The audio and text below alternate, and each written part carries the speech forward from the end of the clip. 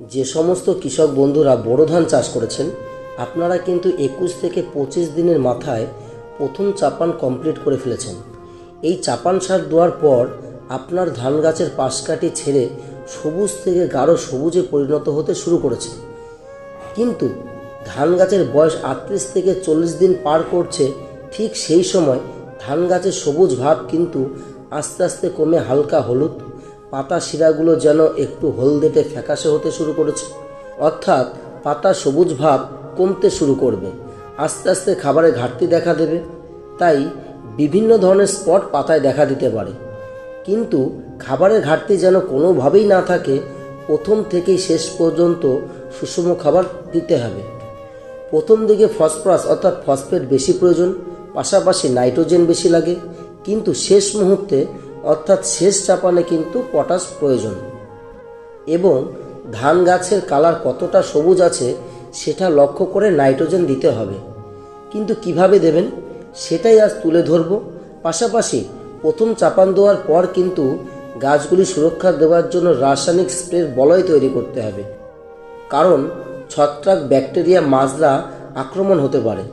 যে সমস্ত বন্ধুরা আমার চ্যানেলে নতুন, অনুরোধ করব চ্যানেলটি সাবস্ক্রাইব করে পাশে থাকবার জন্য। এবং প্রথম চাপান দেওয়ার পর কী স্প্রে করবেন সেই নিয়ে ভিডিও দেওয়া আছে, আপনারা দেখে নিতে পারেন।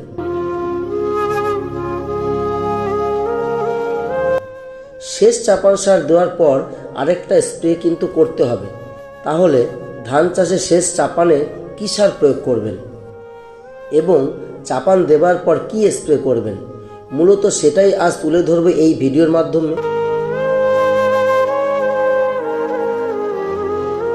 তাহলে প্রথমেই আসি কী সার প্রয়োগ করবেন। দেখুন, এর আগের ভিডিওতে আমি বলেছিলাম জিঙ্ক প্রয়োগ করার কথা, নিশ্চয়ই দিয়েছেন। কিন্তু যারা এখনও জিঙ্ক প্রয়োগ করেননি তারা শেষ চাপানে এখনও দিতে পারেন।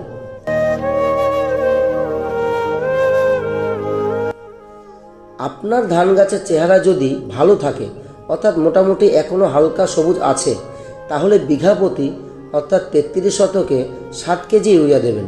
কিন্তু আপনার ধান গাছ যদি জায়গায় জায়গায় একটি বেশি হলুদ দেখা যায়, তাহলে 1 বিঘা জমিতে অর্থাৎ 33 শতকে 10 কেজি ইউরিয়া দেবেন। শেষ চাপানে কিন্তু বিঘা প্রতি 5 থেকে 6 কেজি পটাশ দিতে হবে। ধান গাছের বয়স 40 দিন পার করলে কিন্তু ওপরে একটা খাবার স্প্রে করা প্রয়োজন। সেক্ষেত্রে আপনারা যে কোনো কোম্পানির অ্যামাইনো অ্যাসিড আছে এরকম খাবার দিতে পারেন, যেমন কৃষি রসায়ন কোম্পানির ক্রিস্টি বা ধানজাইম গোল্ড বিঘা প্রতি অর্থাৎ 33 শতকে 100 মিলি করে স্প্রে করবেন।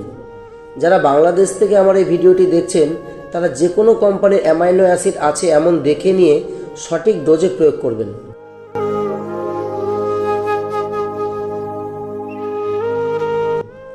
দেখুন, আগের ভিডিওতে কিন্তু বলেছিলাম দানাদার কীটনাশক প্রয়োগ করতে, এবং সেটি 25 থেকে 30 দিনের মধ্যে। এবং এটাও বলেছিলাম এই দানাদার কীটনাশকগুলি কিন্তু 15 থেকে 17 দিন ভালো কাজ করে। হিসাব অনুযায়ী 15 দিন যোগ করলে ধানের বয়স এখন 40 থেকে 45 দিন। তাই মাজরাও কিন্তু নতুন করে আক্রমণ করতে পারে। তাই আপনাকেও সতর্ক থাকতে হবে। যারা দানাদার কীটনাশক প্রয়োগ করেছিলেন তারা খুব অল্প খরচের মধ্যে একটি কীটনাশক প্রয়োগ করুন। কি সেই কীটনাশক? প্রোফোনোফস সাইপারমেথিন নাগার্জুনার প্রোপেক্স সুপার নামে পেয়ে যাবেন। সাথে অ্যাসিফেট টাটা র্যালিজের অ্যাসাটাপ নামে পাবেন। বাংলাদেশের বন্ধুরা আপনারা ওখানে বিভিন্ন কোম্পানির পেয়ে যাবেন। প্রোফোনোফস 40%, সাইপারমেথিন 4% ইসি, সাথে অ্যাসিফেট 75% এসপি একসাথে মিশিয়ে স্প্রে করুন। দেখবেন ধানের যে পূর্ণাঙ্গ মাজরার মত আছে তারা মারা যাবে, আর ডিম পাড়তে পারবে না, ফলে আক্রমণও হবে না। কিন্তু যারা দানাদার কীটনাশক প্রয়োগ করেননি তারা কিন্তু আরেকটু বেশি খরচ করে নুভালুইরন 10% ইসি, যেটি ইন্ডোফিল কোম্পানির রিমন নামে পেয়ে যাবেন, সাথে অ্যাসিফেট 75% এসপি মিশিয়ে স্প্রে করবেন। কোম্পানি বলছে রিমনের ডোজ প্রতি লিটার জলে 1 মিলি, কিন্তু এতে ভালো কাজ হবে না। আপনারা কিন্তু প্রতি লিটার জলে 1.5 মিলি হারে সাথে অ্যাসিফেট মিশিয়ে প্রয়োগ করবেন। ভিডিওটি এই পর্যন্তই। আপনাদের কোনো মতামত থাকলে অবশ্যই কমেন্ট করুন। সবাই সুস্থ থাকবেন। ধন্যবাদ।